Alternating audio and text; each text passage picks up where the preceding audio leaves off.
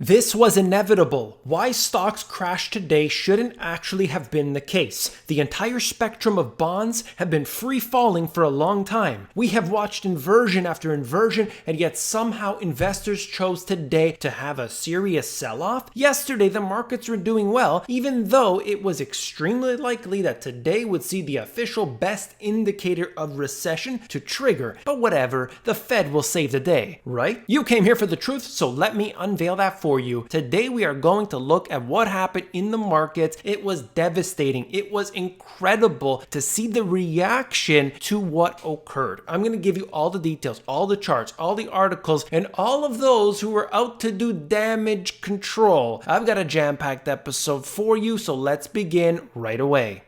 Main yield curve inverts as the 2-year yield tops the 10-year rate, triggering recession warning. This is considered to be the holy grail of recession indicators, and right now it has officially triggered. The last inversion of this part of the yield curve was in December 2005, 2 years before a recession brought on by the financial crisis hit. That's what I want you to know, is that it doesn't mean tomorrow there's going to be a recession. Doesn't mean that it couldn't take a very long time, but this is the warning. This is the indicator that it isn't going to be what it was previously. That's what you need to understand at this point. Here you can see the yield curve inversion on this chart. Basically, in general, what you would have is that if you are going to accept more risk based on time, if you're going to take a 30-year bond, you're going to want a higher yield as a result. Then things get screwed up because central banks destroy the value of money, and you actually get a higher yield from a shorter dated bond. It's completely messed up. That's the way it is. That's the inversion that we're seeing here, and it has happened all across the spectrum.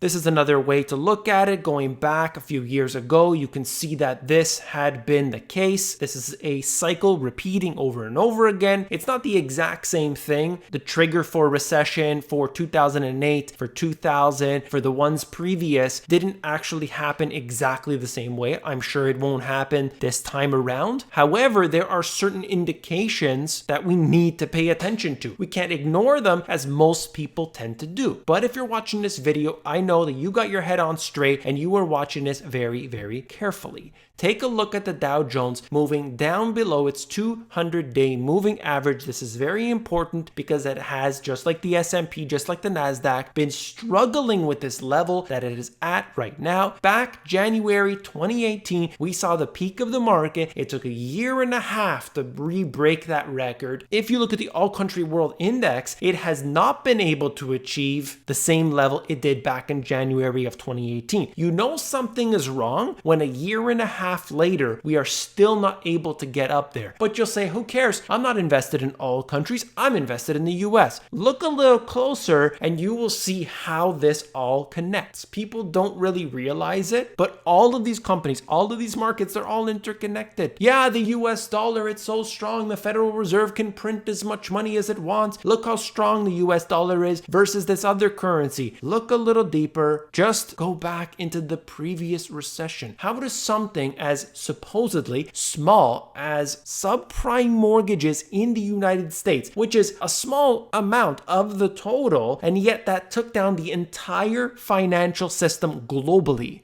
That should be enough for you to understand that what we're looking at today is very serious.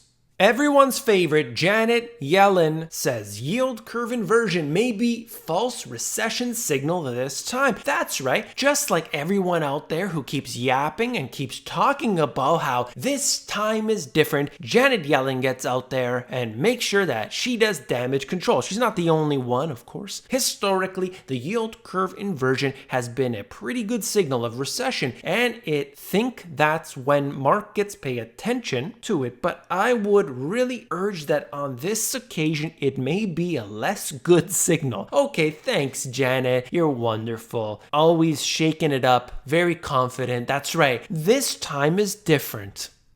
Jim Cramer, you know him, you love him. Everybody gets their stock tips from Jim Cramer. He's not worried about the yield curve, says Warren Buffett is buying bank stocks. This is what you do when you are really scared. You go out in the mainstream media and you name drop Warren Buffett.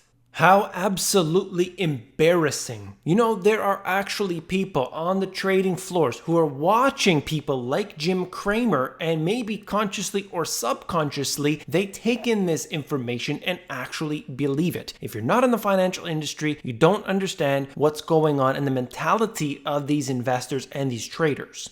Then we have Larry Kudlow. Actually, we're reading the spread wrong. There's no recession in sight right now. If anybody believes this and anything that comes out of his mouth, you got something else coming. This information here tells you the story without any actual propaganda behind it, except when you are looking at somebody like Larry Kudlow, who has a reason, who has a desire to make sure that everything stays fine, everything stays okay. So you're not going to get it from him. They're not going to admit when a recession occurs. They're not going to tell you in advance. They're always going to say, well, we never saw it coming. It was because of those people over there. That was the reason why. And don't worry, we're going to fix it. They always try to pose as the savior, and that's when you need to be very concerned. Financial stocks led by Citigroup enter correction down 10% from their highs on yield curve concern. The banks are really taking a beating. In fact, if you look at where they were back in the fourth quarter of 2018, they were down significantly. Goldman Sachs was over 40%, if I'm not mistaken. They could become very, very volatile. A lot of people invest in the banking stocks because you get those dividends. Totally understand why. However, in this case here, they tend to get beaten up, and usually they tend to be the first ones hit.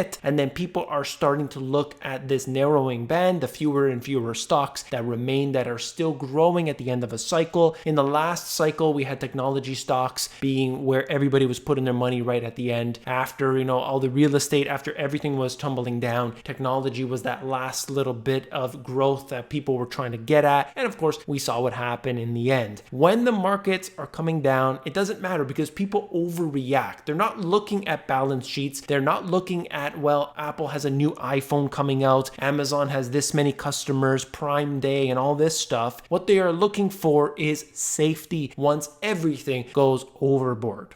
Here's an article out of MarketWatch talking about the same thing, except at the very bottom it has this to say: an inverted yield curve can hurt bank profits as it can make the usual practice of borrowing shorter term to lend longer term no longer profitable. Okay, so that's part of it, of course, but I just wanted to show you that here. I think it's important to understand why certain things are happening as they do, not necessarily just looking at the markets. Yes, of course, I do show you that at the beginning of the video. That's really just to anchor the entire video and then bring us into some more deeper information.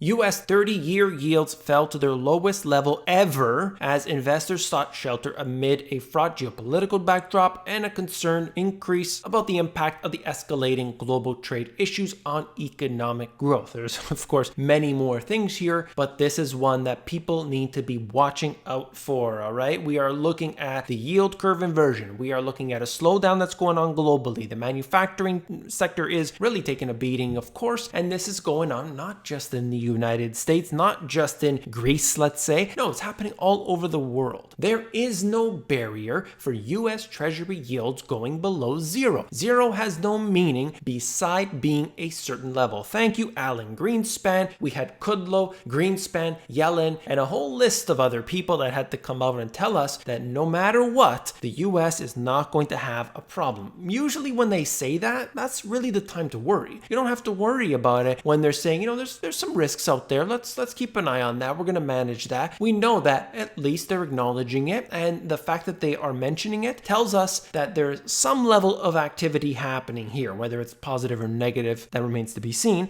But when they tell you there's no reason to worry whatsoever, that is really a warning signal. There is some $15 trillion in government debt that now yields less than zero. But according to Greenspan, there's no reason why US government bond yields couldn't join much of the developed world in the sub-zero world. So guess what? They're going to go into negative. Everybody knows that. So you can watch as this goes further and further down.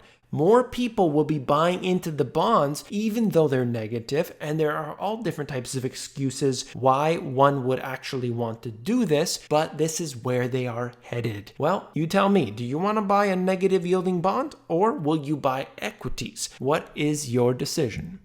Here we're just looking at the inverted yield curves. There are 3 of them here, the 2 and the 5, the 3 and the 5, the 2 and the 10, all moving down into the negative. It's crazy, it's unbelievable, it's unprecedented, and yet here it is right now in 2019.